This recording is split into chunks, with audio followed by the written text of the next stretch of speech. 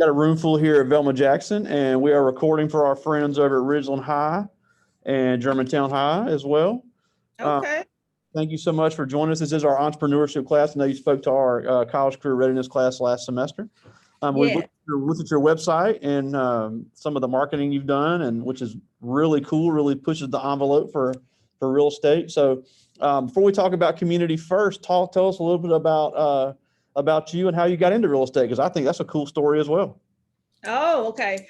So I'm me. Well, can I see everybody? Hey, everybody.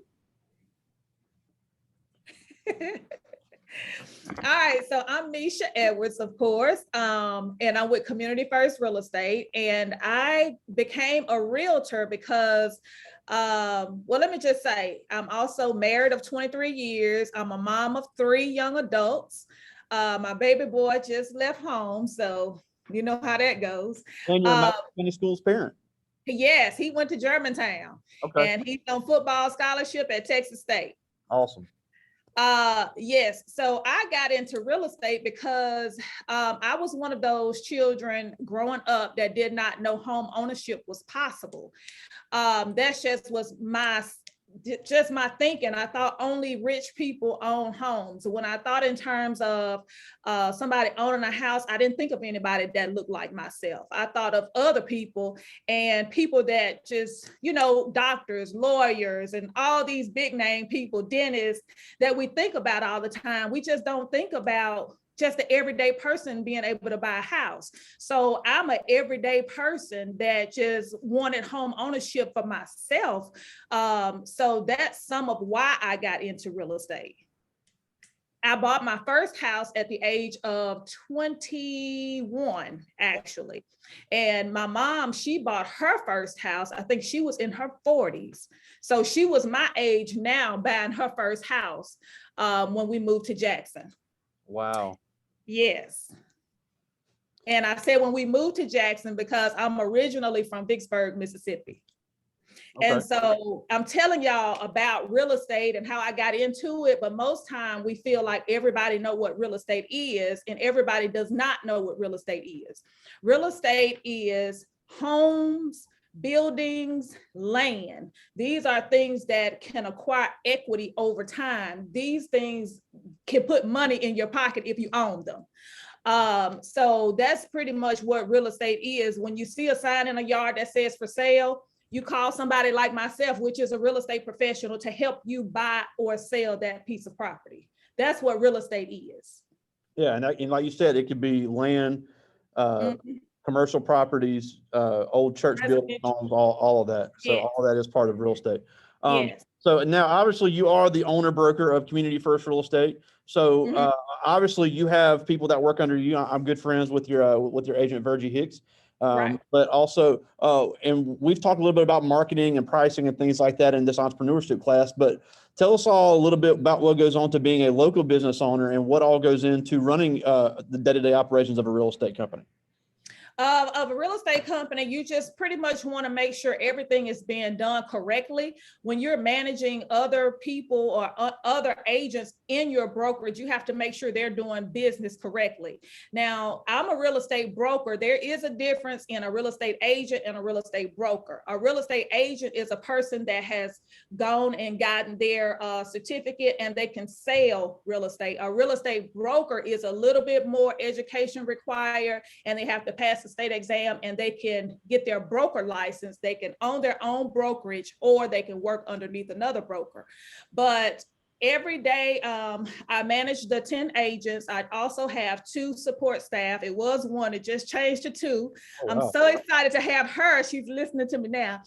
And so she actually went to Canton High.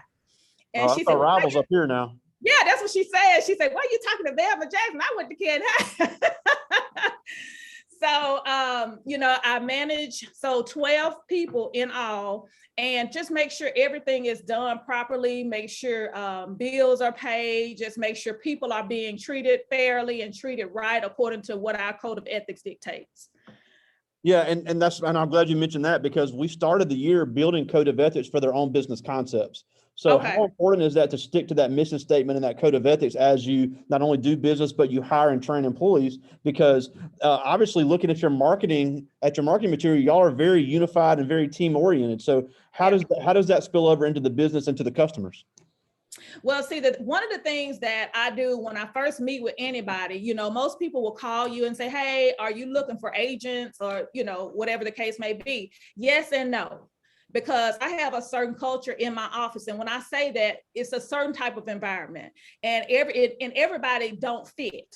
Because if you come into my office and I interview you and I feel that you may be a person that doesn't get along well with others, you're not a team player, you know, you can't be a part of this team. Because one of the things that I pride myself on is having a family-like setting.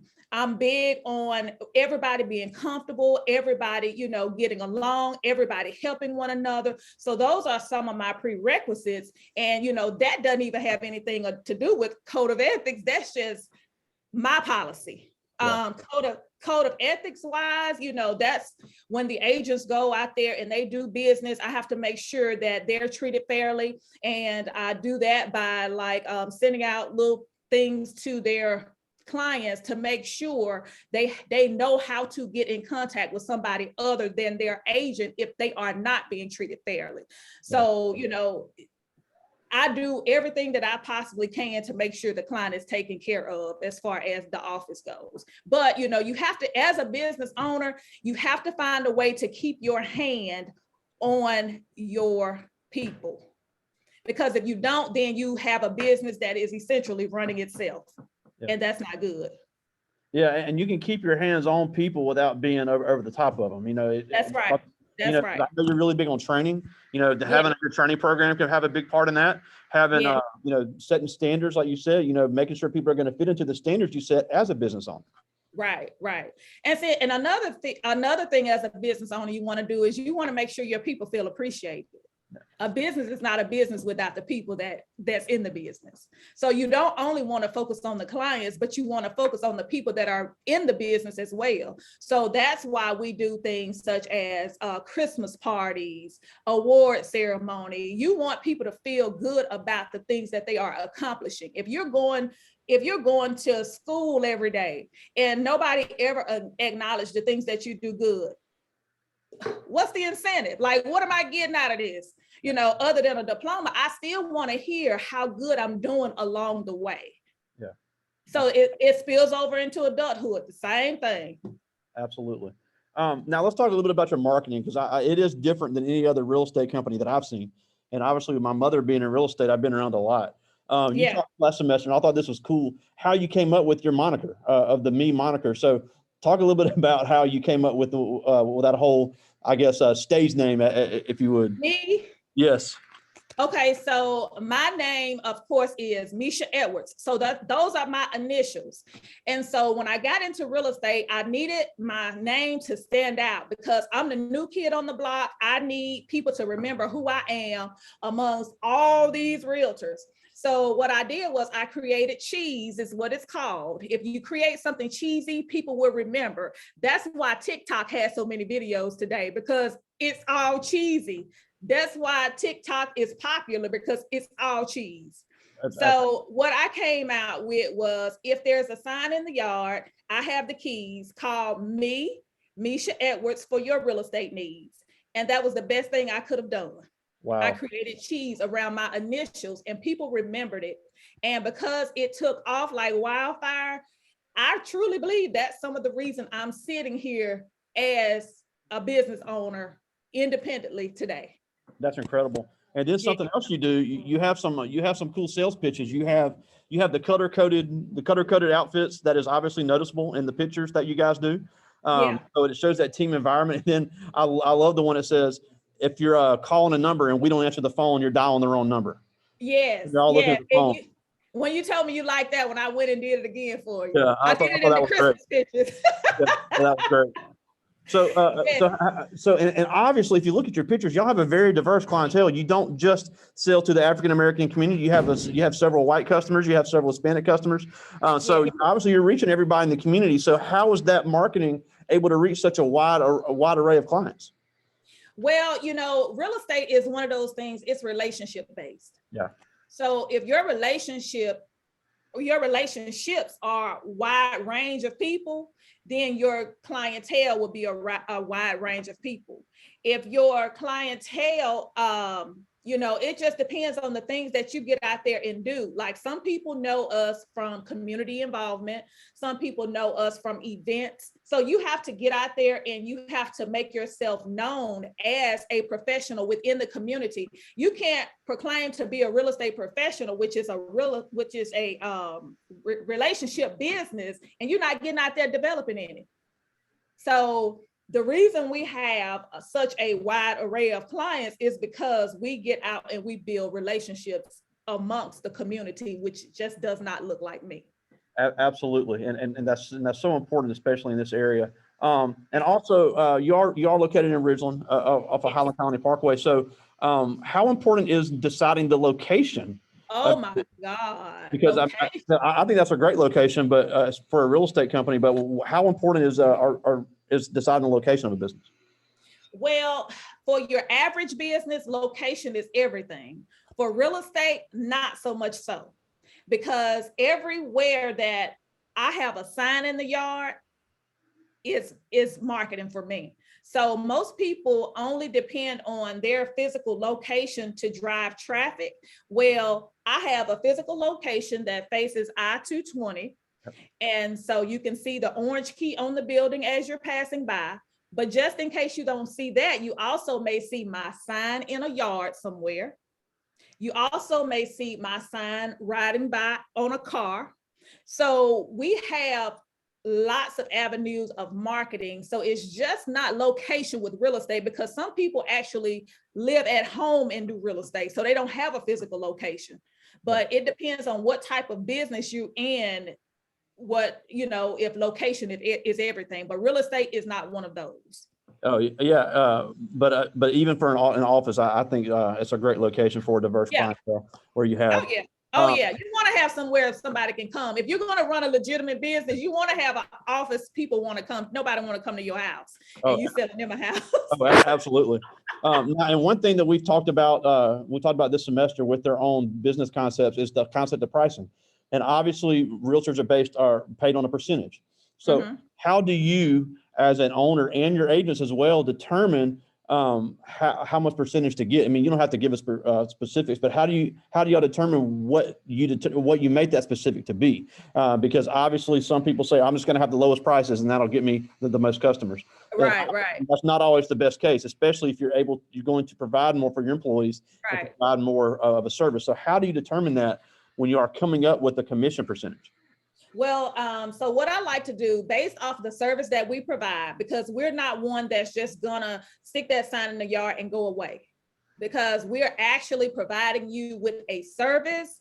We're gonna charge you like we are providing you with a service. The percentage that my office will charge anybody is between 5 and 6%. And that's based off of what we do, while we have the home on the market.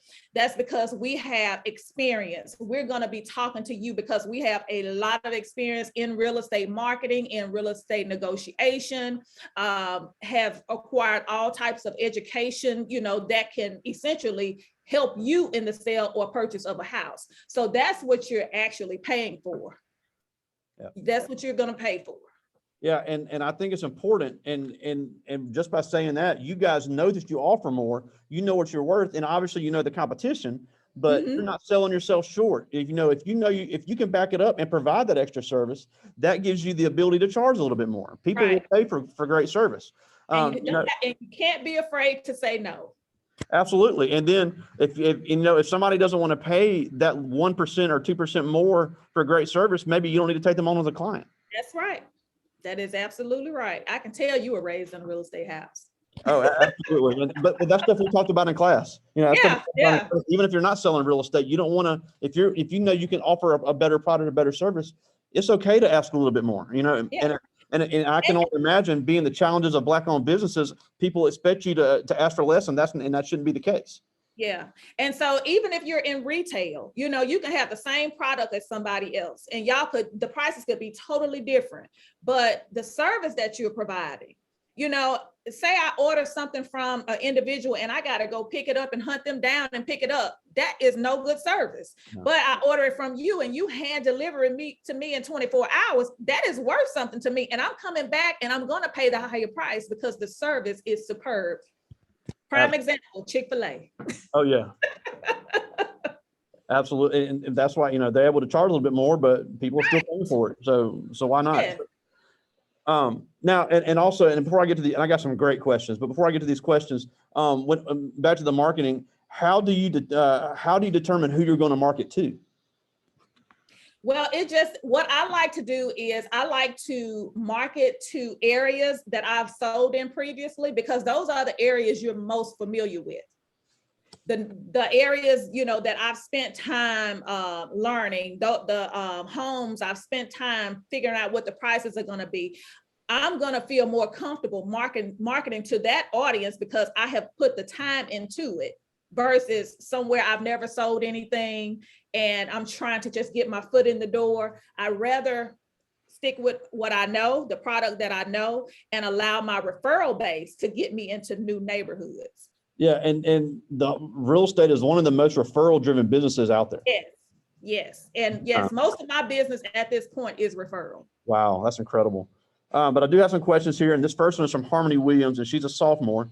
She's interested in going into the cosmetology business, but she asks, how many homes do you help buyers purchase each year? My average is about 30. That's me personally. Wow. So as a company, I guess it's in the hundreds. Well, you know, I just started to rebuild my team as of last year. So we didn't have a full year last year. So we're going to see what those numbers look like at the end of this year. Wow. Yes. Well, and this next one is Christina Robinson, and she's a junior. And she asked, can your commission grow over time, or does it differ with each house? My commission remains the same with each client. You can't, because your service is pretty much going to be the same. You can't charge one thing for one house and charge something else for another house. That can be bad. Okay. This was Deja Weaver, and she's a sophomore, and she asked, was this your first career choice? No, my first career choice was I wanted to be a teacher. I wanted to be a teacher because that's what I was familiar with.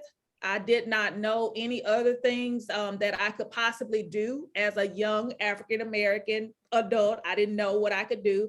So I went to school for early childhood development, and I got my AA degree from Hines. And I decided at that point, I had 3 small children. I was going to school working with children. I wanted nothing else to do with small children. So no, it was not my first choice. That small children is kind of hard.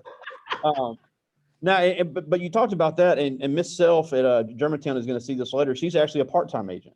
So being a realtor or an agent is something that somebody could do part-time if they want to have a full-time job as well, because even though your agents do work under you as a broker, in a way, they're their own entrepreneurs. Oh, they are self-employed. And I think most of them have full-time jobs. This is something they do on the side, and they are very successful in doing that.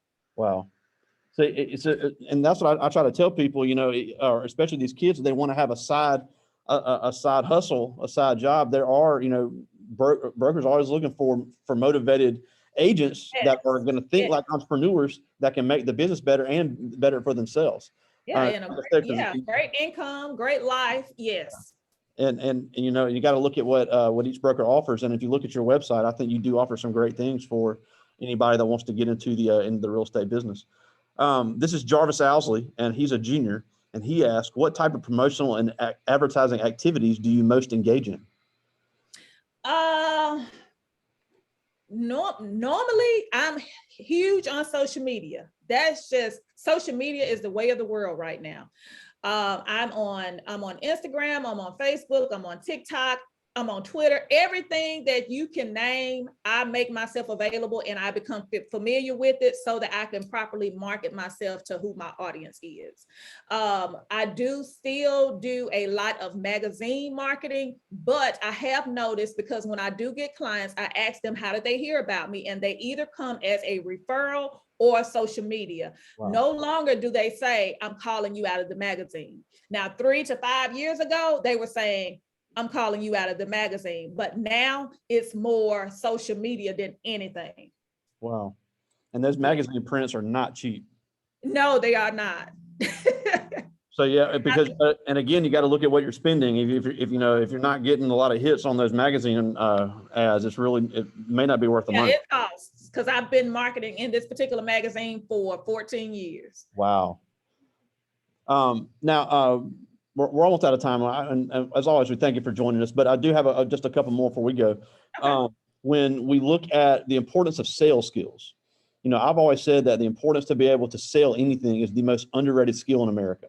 So, you know, if somebody wants to get into their own, start their own business, even if they don't have 100% knowledge of the product, 100% knowledge of the business, that kind of stuff they can learn. But how important is it to have those sales skills developed and those communication skills developed now in high school to be a successful person in business? The communication skills are a big deal. You have to be able to communicate with everybody. When I say everybody, I'm not just talking about your little circle or the people that you're used to being around in your community. Like Mr. Pygott and myself, we're communicating because, you know, and we come from 2 different backgrounds. You have to be able to communicate and get your message across in an appropriate manner. I feel like communication is bigger than anything. Sales, if you can communicate, you can sell. Just communicate and don't be salesy. I hate a salesy person. I am not a salesy person. When I work with my clients, when I show properties, I am not salesy. I let my clients know when we first work together, I would never walk in a house and ask you if this is the one. When you find the one, you must tell me this is the one, because I'll never talk you into anything. I want you to be 100% sure that this is for you. If you buy it, it's because you wanted it. Yeah. I do not like salesy. So I think if you're authentic, and I think if you have great communication skills and you believe in your product, then you can sell anything. Absolutely. Now, before we go, and I asked you this last time, but, you know, I grew up in a real estate house. My mother was president of JAR, MAR, things like that. And I can remember the only Black agent I ever remember was Carla Palmer. So obviously the face of real estate is changing in the metro area.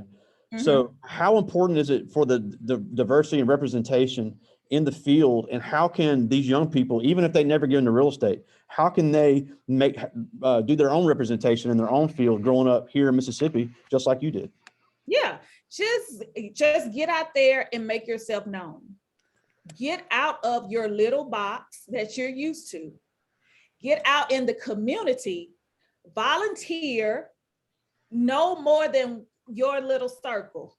I feel like if I would have stayed in my little circle, I still would have been living in, and there's nothing wrong with this particular place I'm about to name, but I would have still been living where I grew up in South Jackson.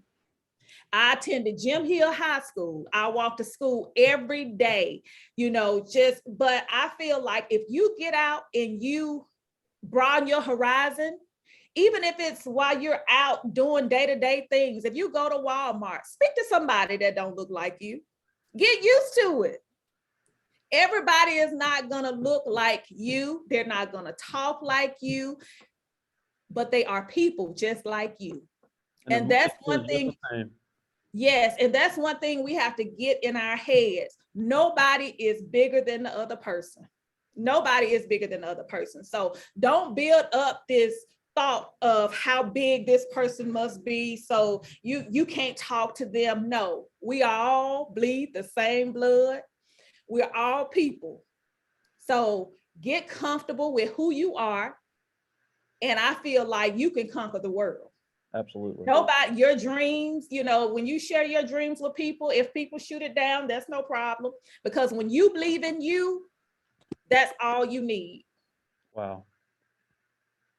That is absolutely all you need. And I believed in me, and I didn't even know it was possible. Wow. So, I mean, Yeah. again, just a great story, so inspirational. Community First Real Estate in Ridgeland, great company, doing some amazing things. And we thank you so much for your time. I know you're extremely busy. Always a great message for our young people. And we thank you so much for joining us. Thank y'all for having me.